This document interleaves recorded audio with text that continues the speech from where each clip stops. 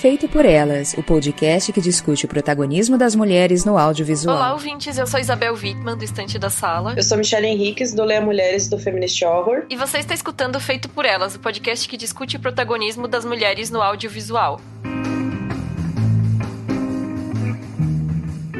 Entre os dias 18 e 31 de outubro deste ano, aconteceu a 42ª Mostra Internacional de Cinema de São Paulo, também conhecida carinhosamente no diminuto Mostra, apenas, né? E nesse programa, que vai ser em formato Drops, rapidinho a gente vai comentar um pouco sobre os filmes que a gente assistiu, o que a gente recomenda, o que dá pra passar fácil e a nossa experiência em geral, focando na presença feminina no cinema. Então, começando do pior pro melhor. Primeiro, Michelle, quais foram as suas maiores decepções nessa mostra? Esse ano eu não consegui ver tanta coisa na mostra quanto eu gostaria. Eu tentei selecionar mais filmes dirigidos por mulheres e eu tive sorte, porque eu gostei de todos que eu assisti. Talvez o que eu tenha gostado um pouco menos foi o documentário da Margaret von Trotta sobre o Bergman, mas enquanto filme, porque enquanto fã apaixonada eu sou que nem ela. Ele é maravilhoso, eu adorei ver os comentários das pessoas que trabalharam com ele e, claro, mudaria algumas coisinhas, tipo alguns depoimentos ali que eu achei que não fazem muito sentido, mas no geral achei maravilhoso. E só uma questão, assim, um filme que eu não gostei muito, que foi dirigido por homem no caso, que é o do Paul Dano, mas eu gostaria de destacar a atuação da Carey Mulligan, que ela é maravilhosa. Então, eu gostei muito do papel dela nesse filme. Inclusive, eu preciso ver mais filmes com ela, porque cada filme que eu vejo eu gosto mais da atuação dela. Muito bom. Esse documentário da Margaret von Trotta sobre o Bergman, eu achei até curioso. Pra mim, ele ficou no meio termo, assim, não foi um dos que me decepcionaram. Mas a gente já tem um programa sobre a Margaret von Trotta e ela geralmente costuma abordar grandes mulheres da história ou fazer filmes ficcionais que envolvam mulheres protagonistas fortes. Então eu até falei brincando que esse é o primeiro homem da Von Trotta, né? O Bergman. Sim. Mas eu acho que talvez por ela ser muito fã dele, ela realmente deu umas passadas de pano, assim. E alguns depoimentos realmente... E Mia Hansen-Løve, estou olhando para você. Não acrescentaram muito, mas eu vou destacar o Vox Lipoma, que é um curta que passa antes do filme. E também é dirigido por uma mulher, a Jane Magnusson, e é um curta divertidíssimo, e ele vale muito a pena. E assim, as minhas decepções... Eu vou dizer que eu não gostei muito de um filme que veio super badalado por causa do Festival de Sundance, se eu não me engano, que é a Madeline de Madeline, da Josephine Decker, que é aquela coisa de tentar abordar o transtorno mental de uma maneira que externe o que é interno, mas o filme acaba virando uma viagem que não me agradou em quase nada. Eu falei da Mia Hansen-Løve e eu tô, assim, sinceramente com o pé atrás, porque quando a gente fez um programa sobre ela, eu tinha achado os filmes dela simpáticos, mas nenhum eu amei, assim. E o filme novo dela, que é o Maia, é algo que é até difícil de dizer, sabe? Porque é um filme que tem um olhar super colonial, um olhar super eurocêntrico. O protagonista é um homem europeu, francês, como ela, né?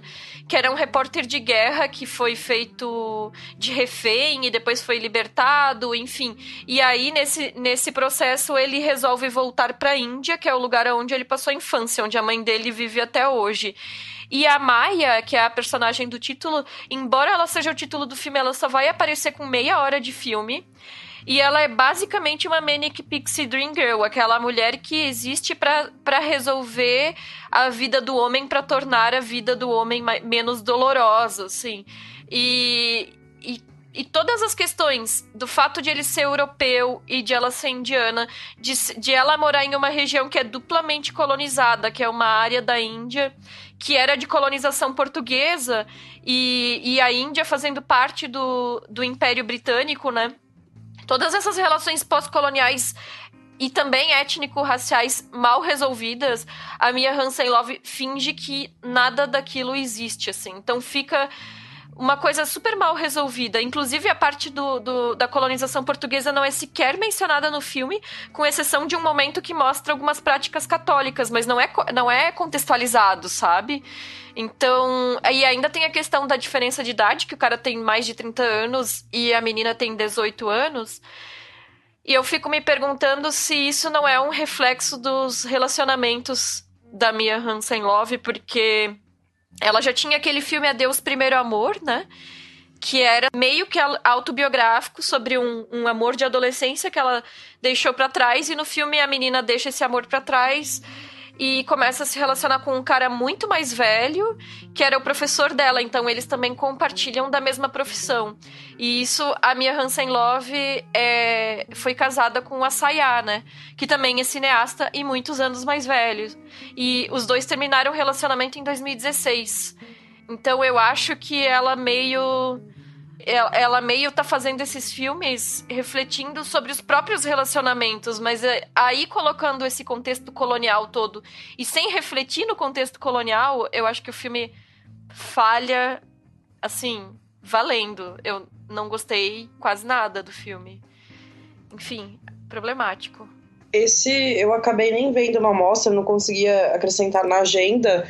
E eu confesso que eu não tava muito animada, porque eu não gostei nada dos outros filmes dela. Tipo, eu assisti todos na época, eu não pude gravar o podcast com vocês, mas eu lembro de ter visto todos e tal, e eu ficava, nossa, gente, não tô gostando e tal. E não é nem a questão que nem você falou de falar dos relacionamentos nos filmes, né? Tanto homem fazendo isso, né?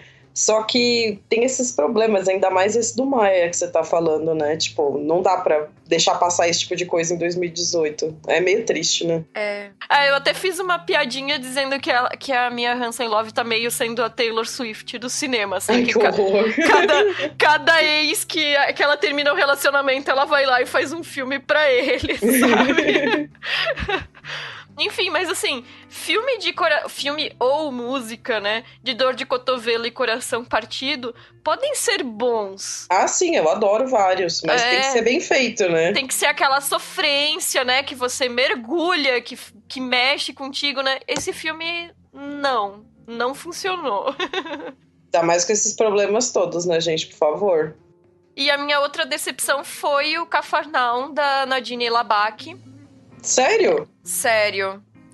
Porque a gente fez o programa também sobre a Nadine Labaki e eu amo tanto Caramelo quanto E Agora Onde Vamos, né? Nossa, eu amo demais também. Sim, os outros filmes dela são muito maravilhosos. E eu ainda não escrevi sobre o Cafarnaum, mas eu quero fazer pelo menos antes do programa ir pro ar, então eu espero que já tenha texto quando vocês estiverem ouvindo esse programa. Mas assim, é um filme que é aquele filme, sabe, de sofrimento, de exotizar a pobreza, que vai empilhando, assim, um monte de desgraça em cima dos protagonistas, enfim. Só que nesse caso, o protagonista é uma criança.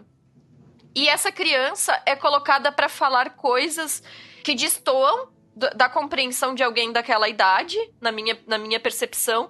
E não só isso, é colocado para fazer discursos que são perigosamente higienistas, relacionando problemas sociais com pobreza e maus tratos de família, sem colocar isso num contexto social maior, sabe? Sem entender toda a estrutura social que cria aquela situação, culpabilizando exclusivamente os pais da criança. E pior de tudo, como a Nadine Labaki também é atriz e ela sempre participa dos próprios filmes, aqui ela também faz uma participação, só que ela entra no filme como a salvadora dessa criança. Ai, credo. Então, assim, fiquei pensando o quanto que ela não ficou encantada com esse público europeu, que os filmes dela sempre fizeram sucesso, né, em Cannes, nesses festivais, enfim. E ela basicamente criou uma versão exótica da miséria do próprio país para vender para um mercado europeu, e eu não tô entendendo. É complicado, né? Porque meio que isso acontece com todos os diretores, né? Eles vão fazer filme em língua inglesa em algum momento, ou querem alcançar esse público, e geralmente não dá muito certo. Eu fico bem chateada, porque são vários diretores que fazem um trabalho sensacional, e aí nessas de agradar um público mais amplo acabam caindo, né? Eu não vou falar muito porque eu não consegui assistir esse filme também. Tipo, eu fiquei bem chateada que eu queria muito ver. Por sorte, eu assisti um muito bom no lugar no dia que eu ia ver, vou comentar depois. Mas eu vou assistir porque eu sou fã da Nadine, né? Tipo, esse filme vai estrear comercialmente, não vai, Isa? No Brasil? Vai. Ah, Então. então. Vai ser distribuído, eu acho que esse ano ainda. Ai, que bom. Então, a gente, tipo, eu vou conseguir conferir no cinema, porque vou dar meu voto de confiança, né? Mas ouvindo seus comentários de outras pessoas, realmente, isso é muito decepcionante. Mas assim, também, essa é a minha percepção, né? E aí, por exemplo, se eu vou olhar aqui no Letterboxd a avaliação do filme, tá super concentrado no 4, 4,5 e 5. A maior parte das pessoas que eu sigo deram nota 3,5 pra cima. Então, assim, foi um incômodo muito meu, né? Também tem que ver aí o que cada um vai tirar do filme. Pra mim, colocar um discurso higienista anti-pobreza na boca de uma criança é muita sacanagem, sabe? Mas, assim... E uma coisa que é inegável assistindo esse filme é o quanto que ela dirige bem. Ah, isso é verdade, Tipo, isso não tem o que negar, né? assim, tanto as imagens são lindas, mesmo na miséria que ela tá capturando e tudo, quanto a própria direção de ator, as duas crianças que são protagonistas, e um é um bebê de pouco mais de 1 ano, são incríveis. Como é que ela faz um bebê de 1 ano atuar, sabe? Então, assim, direção de ator, fotografia, todos esses aspectos técnicos são maravilhosos, impecável no filme. Bom, isso é bom, pelo menos, né? Se a história não te prende tanto, pelo menos o visual, né? Pois é. E aí, agora vamos falar da coisa boa, né? Porque uma coisa que é ótima na mostra é pra gente descobrir filmes diferentes e descobrir coisas maravilhosas e filmes que talvez a gente não teria oportunidade de assistir se não fosse ali, né? Embora vários deles parece que esse ano vão estrear comercialmente também. Então, quais foram os filmes pra ti que se destacaram? O que tu gostou de assistir? Ah, eu só queria fazer um comentário antes. Você falou de filmes que a gente só vê na mostra e tal. Em 2015, eu assisti um que chama Matriarcado, que é um filme grego de mulheres que vão tomar, tipo, um galpão que a polícia não, o governo quer tirar. É um lugar de assistência, né? Eles querem, tipo, tirar esse centro de lá. E as mulheres ocupam, elas ficam todas ali, tipo, ninguém vai tirar a gente daqui. E o filme todo vai mostrando a história de cada uma dessas mulheres e a ligação delas. São 3 horas de filme, eu passei 3 horas chorando, é um filme maravilhoso. E eu fico muito puta que não existe esse filme em lugar nenhum, não passou no cinema, não se acha. E aí eu falo, caramba, que sorte de ter assistido isso na mostra, só que fico triste, né? Porque a gente, possivelmente, eu não sei quando é que eu vou ver de novo, né? Mas, sobre as coisas boas da mostra, como eu disse, não vi muitas coisas, mas eu gostei demais do Poderia Me Perdoar, da Marielle Heller, que é a diretora do Diary of a Teenage Girl. Como é que saiu aqui esse filme, Isa? Eu acho que ele não saiu. Não saiu? Eu não tenho certeza, mas eu acho que não.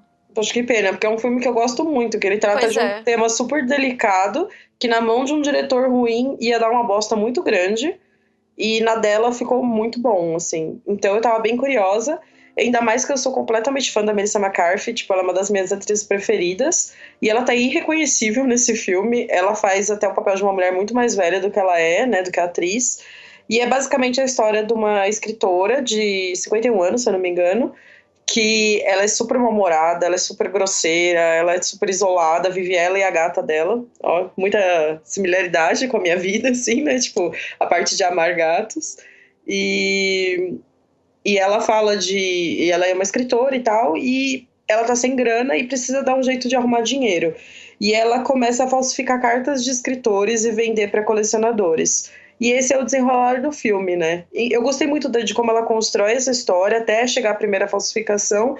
E aí eu fiquei olhando pra tela assim, eu falei, meu, será que vai desandar, né? Porque, tipo, agora que já resolveu, né, a situação, chegamos aonde ia chegar, será que vai dar certo? E pra mim deu super certo, eu nem senti o tempo passar. Eu adorei todas as atuações desse filme, gostei da direção dela. É um filme lindo, se passa nos anos 90, visualmente é lindo, aquela, tipo, Estados Unidos no frio, nos anos 90. Enfim, eu fiquei completamente apaixonada por esse filme. Eu acho que foi a melhor coisa que eu vi na mostra. Esse também foi um dos filmes que eu mais gostei de assistir na mostra. ele parece que tem uma pegada meio diferente de outros filmes da mostra, né? Porque ele não é aquele filme Sim. tão alternativo, né? Ele é aquela biografia padrão de cinema hollywoodiano e provavelmente ele vai chegar no Oscar com alguma chance de algumas indicações, provavelmente a Melissa McCarthy, né? Então ele é esse filme mais padrão, mas eu adorei também. Acho que essa história de, tipo, vencer o sistema usando as próprias regras do sistema é bacana, assim. A Melissa McCarthy tá realmente maravilhosa. E consegue pegar esse aspecto mais dramático, né? Fugir um pouco dos trejeitos. E eu queria também dizer que, além de ele ser dirigido pela Marielle Heller, ele é escrito pela Nicole... Eu não sei pronunciar o sobrenome dela, mas eu falo Holofcener. Mas eu acho que não é assim. E, enfim, a Nicole, ela também é diretora e recentemente um filme dela foi lançado direto na Netflix, que foi o Gente de Bem, que a gente indicou até na nossa newsletter para as madrinhas e para os padrinhos. E ela costuma fazer algo que seria tipo filmes de romance para pessoas adultas mais velhas, vamos dizer assim. E eu sempre queria fazer um programa sobre ela, então já jogo essa ideia aqui, né? Se vocês apoiarem e tal. Eu topo. Porque eu até achei interessante que ela só escreveu o roteiro, porque geralmente ela também dirige, ela passou o roteiro pra frente, então, né? Mas acho que é interessante também. A Marielle tem uma filmografia, então, mais recente, mas acho que são duas diretoras pra gente ficar de olho para futuros programas também.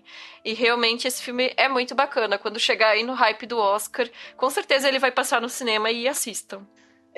Bom, um segundo filme que eu gostei bastante, eu vou comentar rápido, porque assim, eu gostei dele, mas não é um filme que me marcou tanto, nem que eu acho que eu vou lembrar pra sempre.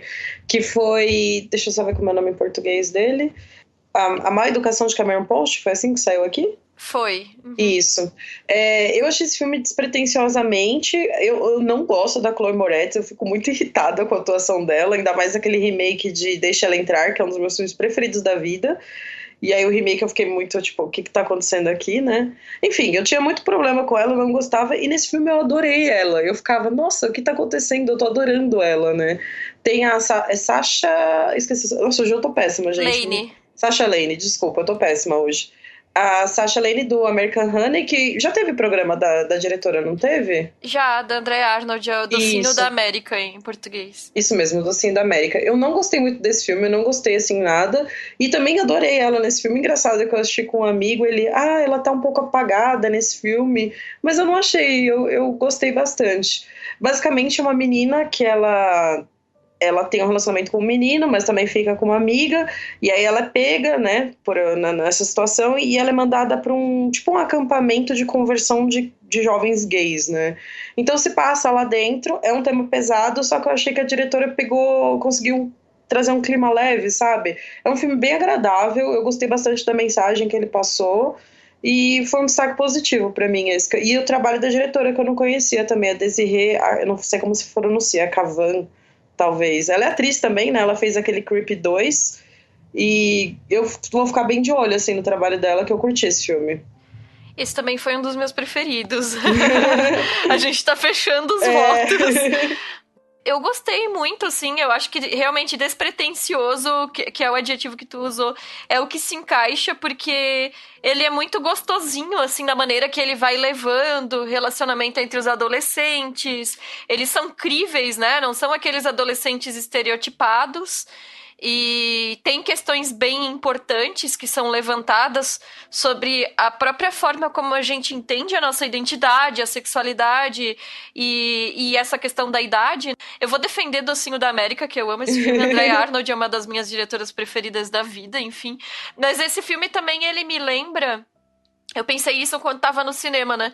Um filme que a gente já citou aqui no programa umas 3 vezes. E vamos citar de novo, porque é um filme que meio que caiu no esquecimento, que é o Nunca Fui Santa, de 99, que é dirigido pela Jamie Babbitt. E é um filme que também é de acampamento de, muitas aspas, cura gay, né? E aparentemente isso é algo que não é tão incomum nos Estados Unidos, né? Nesse meio evangélico, tentar a conversão de sexualidade dos jovens, né? E nesse Eu Nunca Fui Santa, que é um título péssimo, ele é levado mais pro aspecto da comédia, e a menina que que é aquela Natasha Lyonne que faz o Orange is the New Black, novinha, né? Ela é uma cheerleader que gosta de meninas e por isso é colocado pelos pais internada nesse lugar. E nesse caso, quem é o professor que vai ensinar eles a se portarem de maneira hétero no filme, porque é uma comédia, é RuPaul. Ai, meu Deus. Então, assim, mas é claro, né, que o mau comportamento de Cameron Post, ele pega esse aspecto mais dramático, porque se a gente for pensar, isso é uma violência que é feita contra a pessoa, né? É uma violência grande de tentar fazer a pessoa tentar ter aversão, ódio, raiva contra si mesma, né? E é um filme doce, é um filme que super funciona, eu gostei muito. Vou citar rapidamente, né, que a gente já comentou, o filme da Margaret von Trotta.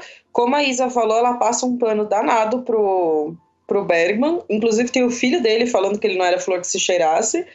Mas é aquele olhar de fã, né? E eu, como sou muito fã do Bergman, dos filmes, né? Porque pessoa a gente ignora. Eu fiquei maravilhada com aquilo tudo e tal. Algumas partes são meio chatas, principalmente quando ela fala do teatro, que é uma parte que eu não conheço muito, então eu fiquei meio perdida, né? Mas eu gostei muito de ver a Margaret falando, sabe? Os olhinhos dela brilhando pra Liv Ullmann. Assim, eu gostei bastante de assistir como fã, né? E vou comentar só rapidamente também um outro, que é o Wild Roses, Rosas Selvagens. É no plural ou no singular, Isa? Não lembro como ficou. É no plural. No plural, né? Rosas Selvagens, que é um filme polonês de uma diretora. Gente, é Ana alguma coisa, que eu não me atrevo a pronunciar o nome polonês, né? Eu peguei essa sessão depois de perder o filme da Nadine Labak. Eu falei, vou escolher um dirigido por mulher, né? Aí eu fui nesse. E foi uma grata surpresa. A diretora até tava lá, muito fofinha, super novinha, assim, parecia pelo menos, né? E é um filme de uma mulher que tem 2 filhos pequenos. Começa com ela numa clínica, assim, você nota, né, que é de maternidade e tal. E depois voltando pra casa. E tem um marido que está chegando e é um cara grosseiro e tal. É aquele roteiro meio que padrão, assim, que a gente já viu em outros filmes, mas eu achei que foi muito bem feito por ela. É um filme extremamente tenso, desconfortável, com ótimas atuações, e eu gostei demais dele. Foi uma surpresa muito boa pra mim. Olha, esse filme ele não ficou entre os meus preferidos, mas ele ficou também no grupo logo em seguida, assim, aqueles que eu gostei muito só não foram meus preferidos, sabe? E eu gostei especialmente porque, assim, eu acho que a direção é o que segura muito esse filme, porque como tu falou, a história nem sempre ela foge muito do padrão dessa coisa de infelicidade no casamento, relacionamento abusivo, cobranças sociais em torno da feminilidade, da maternidade. Tem vários desses aspectos que a gente já viu em outros filmes. Mas a direção, ela é muito segura na forma como ela sustenta essa história até o final. Quando a gente acha que ela vai pregar uma peça na gente e vai fazer algo que a gente não concorda, no final é tipo uma pegadinha e ela reverte e volta pro eixo da história, né? E eu acho que ela também trabalha alguns elementos simbólicos de uma maneira bastante interessante, e não é por um acaso que a protagonista se chama Eva. Então tem alguns aspectos sobre religião, sociedade e comportamento que são colocados ali, e também sobre como esse, aspas, pecado original é passado de mãe para filha, que eu acho interessantes. Então, essa coisa do comportamento feminino sendo cerceado geração após geração. Então, eu acho assim que é um filme que ele tem uma direção muito segura do que tá fazendo. E bonito o filme também. Ela pega uns takes, assim, do lugar, que é um lugar bem afastado, assim, né? E é uma comunidade muito pequena, um lugar afastado, e o jeito que ela filmou eu achei muito bom. Espero que esse filme passe aqui, porque é uma boa pedida também. Outro filme que eu achei interessante, que chegou bastante comentado também, e eu acho que ele vai dividir opiniões quando ele passar, porque eu acredito que ele também vai estrear, não tenho certeza. Mas é A Almofada de Alfinetes, da Deborah Haywood, que quando eu saí do cinema me perguntaram o que eu achei. Eu ainda comentei alguma coisa assim no sentido de que fazia tempo que eu não via algo tão fofinho ser tão cruel, sabe? Uhum. E eu acho que o título é muito indicativo nesse sentido, que é algo que é macio, mas que espeta, sabe? E aí é a história de uma adolescente que vive nesse mundo com a mãe dela. A casa delas é esse ambiente de criatividade, de expressão de sentimentos e de afeto e de apoio uma à outra, mesmo que ambas não se encaixem exatamente no que a sociedade espera delas enquanto pessoas. E aí o filme vai mostrando como que o mundo lá fora dessa casa vai tratar essas duas protagonistas. Então, ele é ao mesmo tempo doloroso, ele é cruel. Nem todas as decisões tomadas em termos de narrativa no filme eu sei que vão agradar todas as pessoas, mas é um filme muito impactante. Então, assim, me marcou. Eu ainda não sei exatamente como eu me sinto a respeito dele, mas ele é isso, é fofinho e pesado, não sei como... é difícil assistir, sabe? Ele é doce, mas ele é muito cruel mesmo. Enfim. E o último filme que eu vou destacar é um documentário. Eu esperava que ele passasse em todos os cinemas do Brasil, não sei se isso vai acontecer. O nome dele é A Valsa de Waldheim, e é um documentário austríaco. É dirigido pela Ruth Beckermann, sobre justamente um ex-presidente da Áustria. Esse ex-presidente, que é esse Waldheim do título, ele foi ex-secretário-geral da ONU por quase uma década, e aí, quando ele saiu, ele voltou para a política dentro do próprio país dele e se candidatou a presidente. Enquanto ele estava em campanha, meio que foi descoberto e divulgado o passado dele, em que ele afirmava que durante a Segunda Guerra Mundial, quando a Áustria estava ocupada pela Alemanha, ele disse que ele tinha sido recebido um tiro em campo em 41 e aí se afastou, né? E aí se descobriu fotos posteriores a 41 dele servindo a SS por vontade própria em lugares onde ocorreram genocídios na Grécia, no leste europeu. Ele chegou a ter, assim, uma participação grande nas ações nazistas e ele foi filiado a 2 grupos de jovens nazistas, basicamente. Nossa, que horror. Exato. E isso foi revelado durante a campanha presidencial. E aí, o que aconteceu? Ele chegou e venceu o primeiro turno com 46% dos votos válidos. E aí teria o segundo turno, né? No segundo turno foi feita uma série de manifestações. A mídia internacional cobriu, assim, perplexa, né? O que estava acontecendo. Tipo, gente, vocês estão votando em um nazista. E aí... que novidade, que coincidência, né? Então, e aí os austríacos dizendo, a gente vai votar em quem a gente quiser, que isso é um plano de esquerdista para acabar com a democracia. Que coisa! E o que aconteceu? Ele se elegeu com 53% dos votos válidos. 54%. E, bom, isso seria meio que um spoiler, mas como é um filme histórico, não é exatamente um spoiler, né?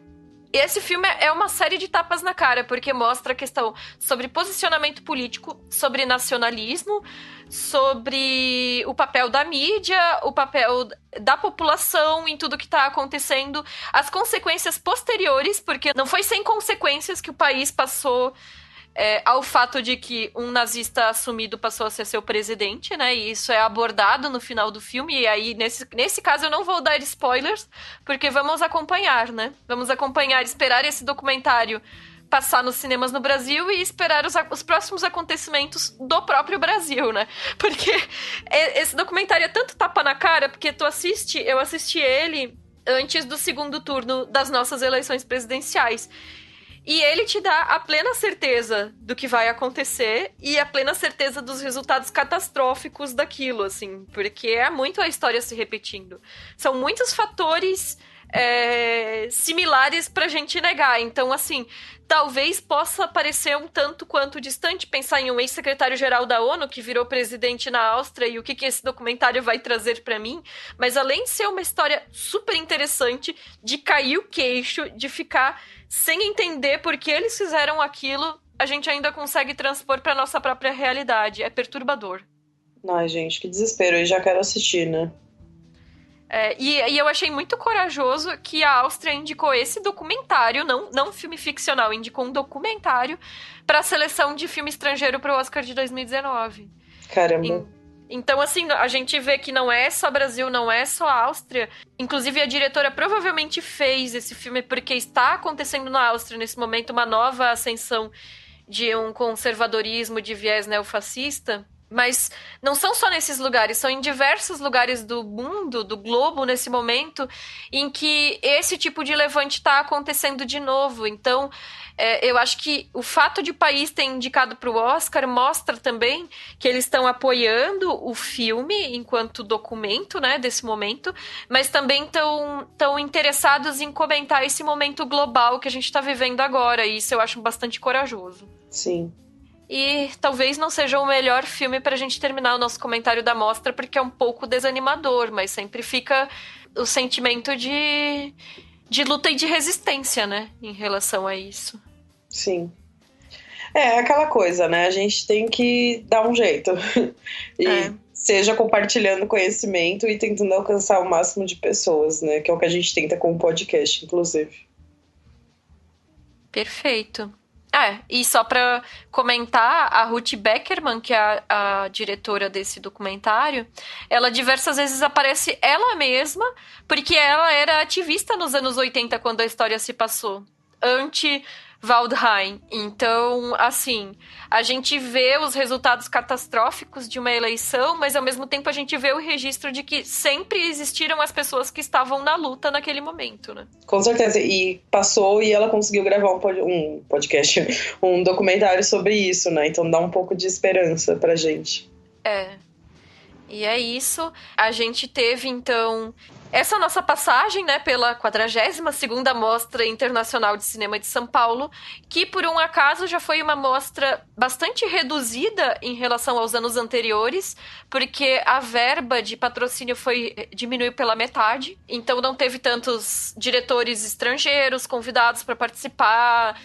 Esse tipo de verba foi o que mais diminuiu. Não teve mostra retrospectiva, aquelas mostras paralelas com filmes restaurados. Foi reduzido também. Dentro dessa perspectiva de futuro de Brasil, a gente espera que ano que vem a gente tenha uma 43ª mostra para poder comentar com vocês. E falando de uma maneira mais imediatista, a gente também espera que os filmes que foram bacanas e que a gente gostou de assistir e comentou aqui com vocês cheguem logo aos cinemas para vocês também assistirem e poderem compartilhar as suas impressões com a gente. Sim, porque a gente viu bastante coisa boa e espero realmente, né, que não seja como um matriarcado que ficou restrito àquelas, 3, 4 sessões em 2015, né? Porque certos filmes, principalmente esse documentário que você falou, Isa, tem que passar, assim, e todo mundo tem que assistir, e é isso. E também vale dizer que esse ano na mostra, com exceção do prêmio da crítica de melhor filme estrangeiro, todos os filmes premiados foram dirigidos por mulheres. Então, o Las Sandinistas, da Jane Murray, que é um filme dos Estados Unidos, levou o prêmio do júri de melhor filme na competição Novos Diretores e também levou o prêmio de público de melhor documentário internacional. Então, foi duplamente premiado. O prêmio de público de melhor ficção internacional foi para o Cafarnaum, da Nadine Labaki.